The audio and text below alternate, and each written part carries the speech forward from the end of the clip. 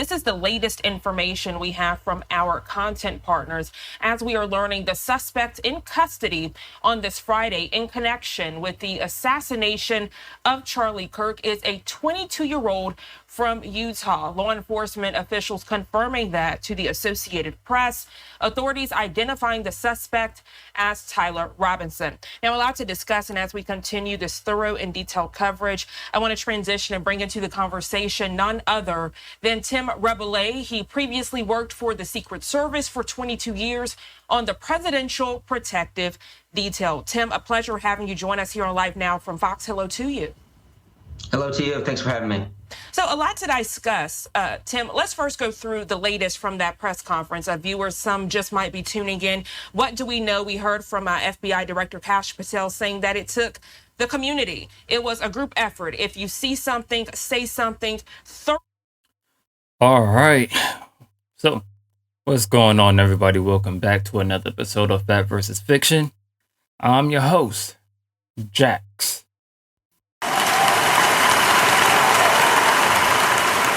All right. As you can see, they caught the person who killed Charlie Kirk, Tyler Robinson. He's 22-year-old man, young man. They found some evidence. Apparently, family members turned him in. 3 hours it took to get to this press conference. Yeah, listening to the press conference and following along from the time this incident happened, it was like Kash Patel said, it was great police work, and you can't do this without the community. And you're so right. The see something, say something. It works every time. So it sounds like a great investigation from all partners, state, local, and federal. We heard from Utah's Governor Spencer Cox in that press conference saying that a suspect's family member actually turned him in. We're also hearing that he was joined alongside a family friend. Let's discuss that, because as the images were circulating, we had images from TMZ, we had images from the campus. We saw the suspected shooter climbing the side of the roof to get up there. There were so many people who were speculating who this person could be, many people not knowing that it would be a family member who would come out to turn this person in. Yeah, so a lot of these cases, just mass shooters in general, school shooters, or in this instance, most of these individuals, they have the term, we hear it all the time, but it's leakage. I don't know, but I'd be safe to say, and they mentioned it briefly in the news conference, where there may have been some leakage in him talking about it and showing this hatred towards Mr. Kirk prior to actually committing the incident. And I'm glad that the family members helped turn him in after the fact, but I wish they were a little bit more proactive, and maybe this never would have happened. I mean, I'm gonna keep this thing going too as I go along. But apparently, it was like the dad that turned him in. Drove over there into the police station, and right there, boom. There is a video that I want to show you guys. Hold up. It's this video right here where you can see somebody running on the roof, right? And like hopping down. Out in the top left corner. We'll go ahead and play that video, and I'll narrate it as we walk through that. So here you see the suspect ran behind that upper building. He's going to come out on the right, moves to this far right corner. As he does, he's going to climb off the edge and then drop down to the ground. As he did that, he left some palm impressions. There's some smudges, some places we're looking to collect DNA. There's a shoe imprint where we believe the suspect is clearly identified as wearing Converse tennis shoes. Again, we'll replay that again so you can get another view of that. It's important to note his black T-shirt, his black pants, and there appears to be some white on the soles of those Converse tennis shoes. Those are all identifiable items that we're looking for. They had pretty good video right there of him jumping down, and this is another one of, you can see him running in the neighborhoods and stuff, and he's limping, and he's probably limping because he jumped down from like a 10, 15 foot drop. So actually, I can't play it because it's watermarked by TMZ. So that's unfortunate. And then, if you don't know, the FBI did, release a statement saying that they were going to reward the person who brings him in. They were going to reward them with $100,000 if he was caught. Say that you wish it never would have happened. Some somber words from Utah's governor towards the end, and I want to quote him. For many people, it stuck out. He says, "Is this the end of a dark chapter or the beginning of a darker chapter in history? With your Secret Service expertise, unfortunately, this isn't the first type of tragedy you have covered, but so many viewers on the edge of their seats wondering, is this the end or the beginning of a darker chapter?" As Utah's governor so eloquently put it. Yes, he brought up a couple good points, talking about the 60s, which were a little bit before my time as well, but, one of the most violent times as far as assassinations go. And with my experience, we've seen a lot of violent events, towards this country. But like you said, most importantly, we have a choice. We individually have a choice whether or not how we write this next chapter. And hopefully people take to heart exactly what he said and make that choice to turn to talking about differences and choosing towards, nonviolence. This right here, ESPN Bet, this is the sports book that gives fans the tools they need. Tim, this morning, a lot of eyes are on the weapon, even the bullet. We are learning from authorities in that press conference that also who knows what can really happen, as this goes on.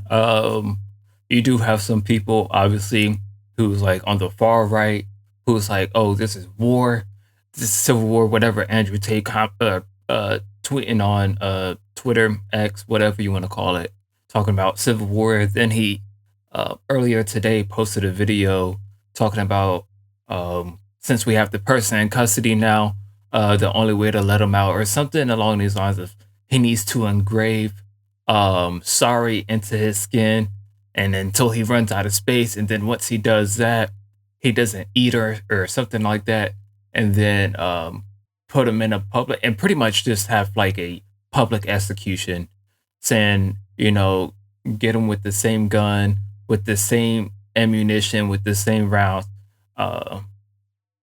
But, there is people out there who are saying all of these negative things that, oh, it's war, we're going to fight back, the gloves is off now. And then you have, some people who aren't as far as that, who are saying, we're still going to use our words as power, as our tool, as our weapon to promote the freedom of speech. And those people are more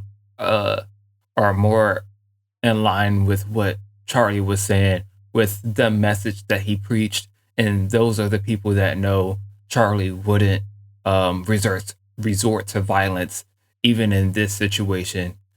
There can definitely be a switch, because also, like I said, and I'm not a conspiracy theorist, right? But some people were saying Antifa did it, Israel did it. He was getting multiple death threats. Who knows? The government could have a part in this to some extent. Maybe this Tyler Robertson kid didn't work alone. Maybe he had help. Okay. Had the words "Hey Fascist" written on it. For many people, they are looking back to that tragedy that unfolded at Annunciation, a Catholic school and church, where we were learning that some of the magazines from that suspected gunman had words written on it, some of them political, some full of hatred. Saint, pet the picture for us, please. Set the tone of what's going on in America today. Yeah, and it's something that nobody really talks about, is how we are trained as Secret Service agents. And there's something called the pathway to violence. And everything starts with a grievance. And obviously, the shooting in Minnesota that you referenced, and the shooting that occurred in Utah on Wednesday, there was some sort of grievance. We just don't know what that grievance is right now. We could probably, try to figure out, obviously, what that grievance is. But everybody goes from a grievance to an ideation to planning, research, probing, then execution. And the key is, as Secret Service, we were taught, is to get people off that pathway to violence. And that's what I'm talking about. These individuals show a grievance, and they're writing on the shell casings, and they're writing manifestos. We don't know exactly if this individual had a manifesto or not, but they're providing information prior to their acts or the execution of the violent act. And that's where we need to be better as a country. We need to see something, say something. As a friend, I don't know for certain, but there was probably some sort of leakage along his pathway to violence, where he had the grievance to the ideation, the planning, the research before he executed. I don't know, for instance, but I mean, hey, I think also, I don't know, but I'm sure they're gonna put him in, on watch, just in case if anything happens to him. He might want to himself, and that would be to get the people to, not know what he's gonna say. Maybe he has some inside knowledge. Maybe there is more people that was working with him. Hey, they said he was he already had this animosity. They say he already hated Kirk. So who's to say he wasn't in a group chat, and an online group chat, and they were planning this out? Who's to say? I mean, if they already knew these things and they didn't do anything about it, nobody said anything, nobody reported anything, and they just let it play out. I mean, who knows? It can be something for real. What were his motives? What was his actual motive besides calling him a fascist? Or so, I mean, and some of those other bullet casings had different things written on it with the up, down, left arrow, and have informed him going and taking Charlie Kirk's life. And this is something that was reported on here and there. CNN did an abysmal job saying that these were sort of just cultural phrases that were inscribed on the casings that were found. These cultural phrases were in fact in relation to the LGBTQ plus community and anti-fascist rhetoric. Now I'm going to turn it over to Spencer Cox, who is Utah's governor, to explain what was found and inscribed on these casings. Investigators noted inscriptions that had been engraved on casings found with the rifle. Inscriptions on a fired casing read, "Notices, bulges, capital OWO, what's this, question mark." Inscriptions on the 3 unfired casings read, "Hey fascist, exclamation point, catch, exclamation point." Up arrow symbol, right arrow and symbol, and 3 down arrow symbols. A second unfired casing read, "Oh Bella Chow, Bella Chow, Bella Chow, Chow Chow." And a third unfired casing read, "If you read this, you are gay, LMAO." Okay. So this is just kind of like wild to me. And we're seeing like the influence of like internet culture and meme culture in heinous acts of political violence. I'd be safe to say that he probably researched that site prior to committing the act on Wednesday. He probably did a dry run. He drove. He found out where to park in the neighborhood. He just didn't do that, on a whim. So we all need to be better as Americans. And if something we hear doesn't sound right, we need to talk about it, and then obviously talk to the authorities, state, local, or federal. Yeah, Tim, as you discuss a potential manifesto, we did learn in that press conference that the family is saying that the suspect became more, quote, political recently as it relates to the current climate, as it relates to MAGA, as it relates to, the Republican Party and the Democratic Party. Are you seeing more of that in your line of work for those people that might not agree with what's happening in America, so they think they can take what's going on into their own hands literally to potentially make a change, even if it turns deadly?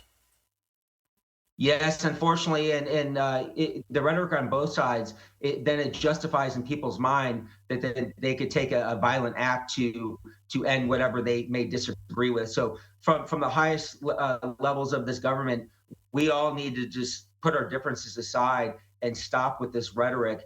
We can do it, you and I can do it, but I really hope, most importantly, our elected officials in and around the country can stop with this rhetoric on both sides, every part of the aisle, and we get back to some source of just humanity here, and so these people don't feel empowered to carry out these acts. And I think again that just kind of comes with being on social media, being desensitized, seeing everything that we shouldn't see, seeing all these killings and deaths that's going on halfway across the world, people not agreeing with each other, and then it just kind of splits us up. And instead of actually, grieving for somebody who lost their life, we have people celebrating the death of somebody.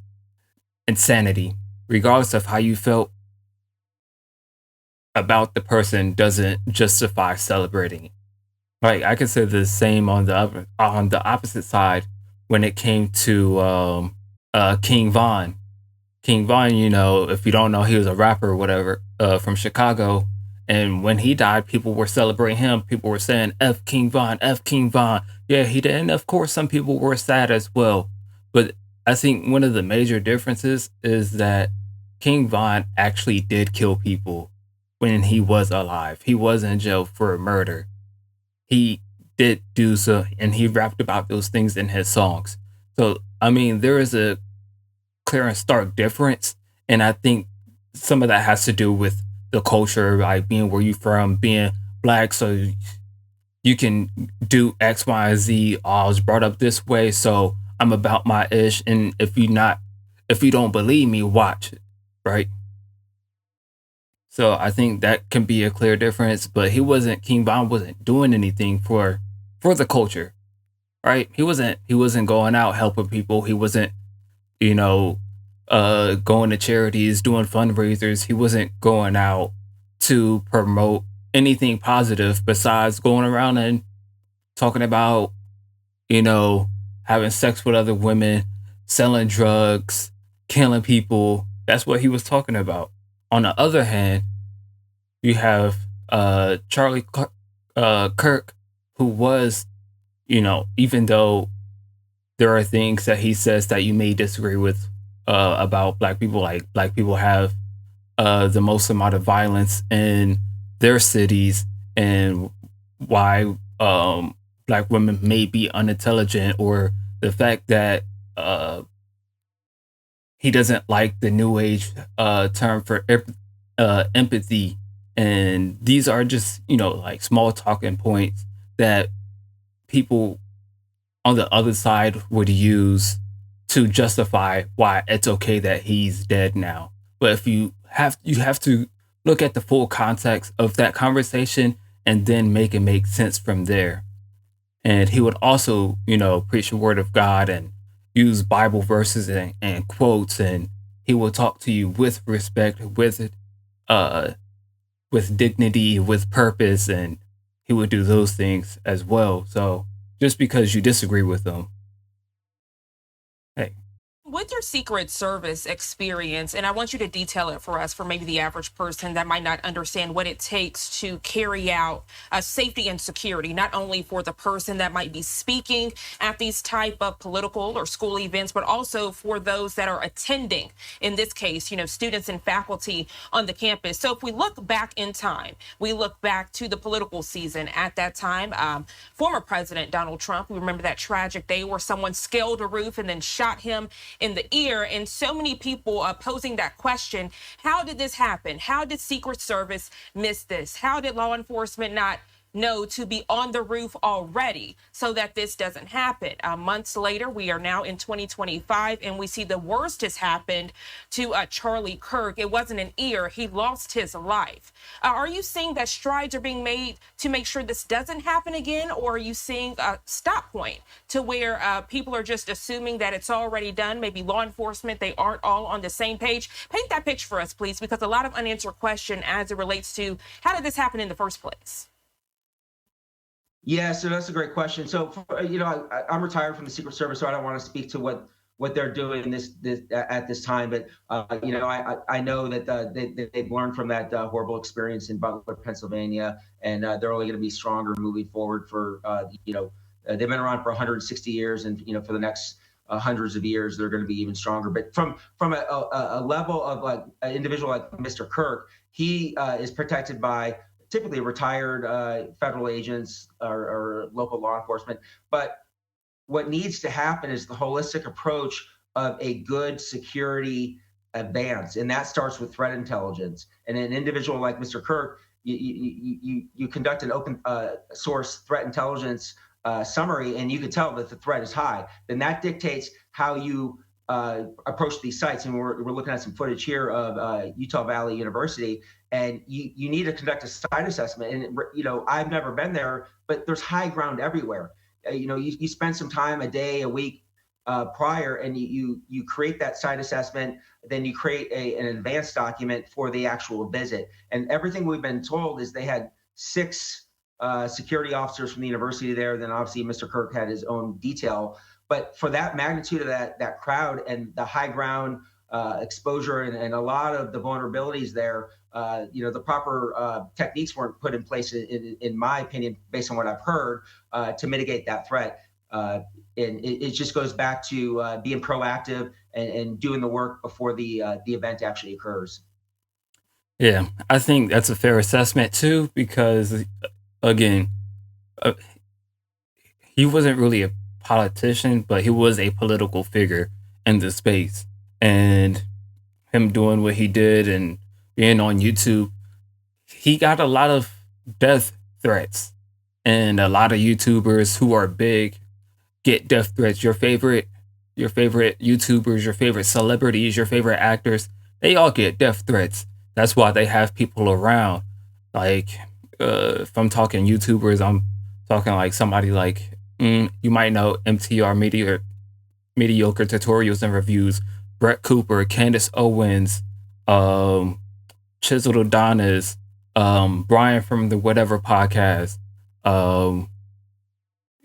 These people get death threats all the time.